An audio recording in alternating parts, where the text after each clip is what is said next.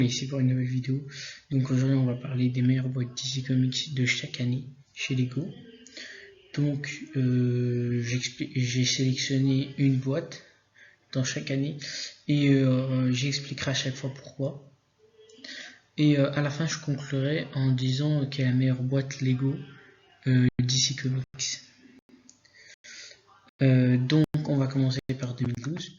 Donc pour moi 2012 déjà c'est Lego, c'est une mauvaise année parce qu'ils ont sorti presque que des grosses figurines et moi j'aime pas trop ça, comme actuellement ce qui sort comme la figurine de Venom, Spider-Man, Miles Morales, et dernièrement je crois qu'ils en ont sorti une sur Batman, mais bref.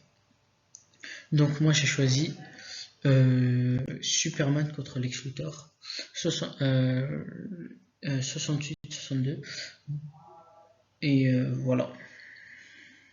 Donc on va passer à 2014. Pourquoi 2014? Parce qu'en 2013, Lego DC Comics, ils ont sorti 0 boîte, 0,7. Bref. Donc, en fait, il y a un problème en 2014, c'est qu'il n'y a eu qu'un seul set. Mais le seul set, il est bien, donc je vous le présente quand même. C'est la Tumbler, c'est la boîte mobile. Ça 76023. Je la trouve très bien, mais voilà. Après, en même temps, il n'y a que celle-là, donc il n'y a pas trop le choix. Donc on passe à 2015. 2015. Déjà pour moi, 2015, ça a été comme un déclic chez Lego DC Comics parce que de 2015 à 2021, il y a presque que des bonnes boîtes. Presque que des bonnes boîtes. À part quelques-unes, quelques exceptions, mais voilà.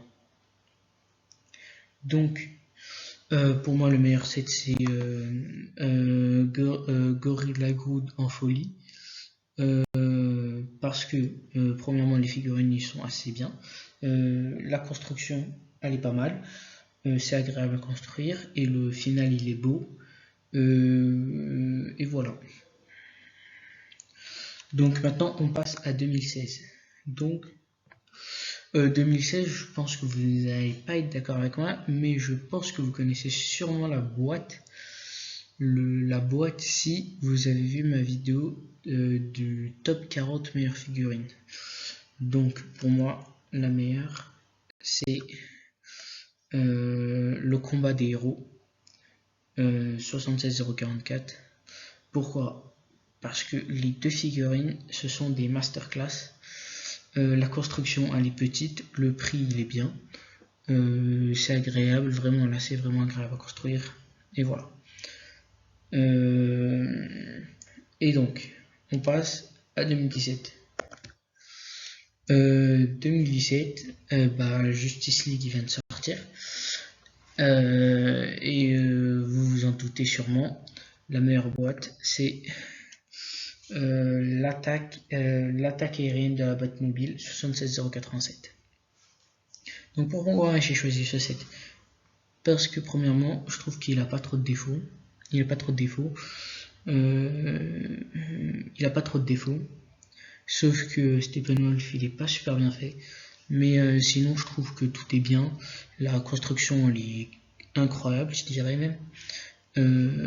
Les personnages sont bien. Sauf, comme je l'ai dit, Steppenwolf. Et sinon, après, si je pourrais donner un défaut à cette boîte, c'est que il n'y a pas Flash, puisque si il y aurait eu Flash, ça aurait peut-être pu être l'une des meilleures boîtes Lego. Mais bon, passons à 2018. Donc pour 2018, je choisis le set 76095. Donc pourquoi le set 76095? Parce que déjà la construction elle est belle. Le requin j'aime bien, Aquaman j'aime bien. Après pour moi ce qui manque c'est que il manquerait quelques petites choses, je sais pas, un personnage ou une figurine ou je sais pas, une construction. Bref, passons à 2019. Donc 2019 pour moi, En 2019, pour moi, on ressent une petite chute chez Lego. Mais rien de grave, parce que je trouve quand même que le set que j'ai choisi, il est bien. Mais il est pas incroyable aussi.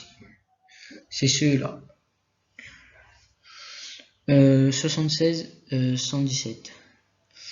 Pourquoi j'ai choisi celui-là? Parce que je trouve que les autres sets, ils étaient nuls. Franchement, je trouve qu'ils étaient nuls. Les personnages dans celui-là, ils sont bien, mis à part Poisson Ivy, ou Ivy, j'ai oublié. Sinon, sinon, à part ça, je trouve pas qu'il y a trop d'inconvénients. Mais voilà. Donc, on passe à 2020. 2020. Donc, en 2020, DC Comics. 2020 pour moi, chez DC Comics, il n'y a plus trop d'inspi. Ça fait comme un peu 2019. Les sets ils sont moyens, ils sont nuls. Bof. Et pour moi, c'est le plus. Celui que là je vais présenter, c'est le plus nul set des 10. Et c'est celui-là. 76, 157. Pourquoi je choisis celui-là? Parce qu'il n'y avait pas meilleur. J'aime bien la petite maison, mais sinon les personnages sont nuls. Les ailes ils peuvent pas bouger comme celle de Faucon. J'aime pas, c'est moche. Les personnages sont moches. Il n'y a que la petite maison que j'aime bien, comme je vous l'ai dit. Donc on passe à 2021. Donc 2021, il n'y a que des masterclass. Que des masterclass. Vraiment. Et la meilleure de toutes ces masterclass, c'est le 767-240, la Batmobile Tumbler. En fait, ils ont révolutionné l'ancienne Tumblr. Même si visuellement il n'y a pas trop de différence, elle est incroyable. Incroyable, franchement. La figurine du Joker, elle est bien 20 fois meilleure que la première. Rien à dire, franchement. Et je crois que je l'ai même mis dans ma meilleure boîte. Je crois que je l'ai aussi mis dans mon classement des meilleures boîtes DC Comics 2021-2022. Donc, on va passer à 2022-2023. Donc déjà 2022-2023, c'est la pire année chez DC Comics, Lego DC Comics, parce qu'en 2 ans, 2022-2023, ils n'ont sorti que 2 sets actuellement. Le set que je vais présenter et un autre set. Et c'est celui-là. 76-220. Batman vs Harley Quinn. Donc le set en lui-même il est bien, mais sans plus. C'est des sets qui peuvent sortir toutes les années, comme chez Lego Marvel. Mais voilà, sans plus. Donc, je vais conclure. Pour moi, la meilleure boîte DC Comics, c'est la Batmobile Tumbler 76-240. Il n'y a rien à dire. Il n'y a rien à dire, franchement. Tout est bien, incroyable. Rien à dire. Franchement, rien à dire. Donc, c'est déjà la fin de cette vidéo.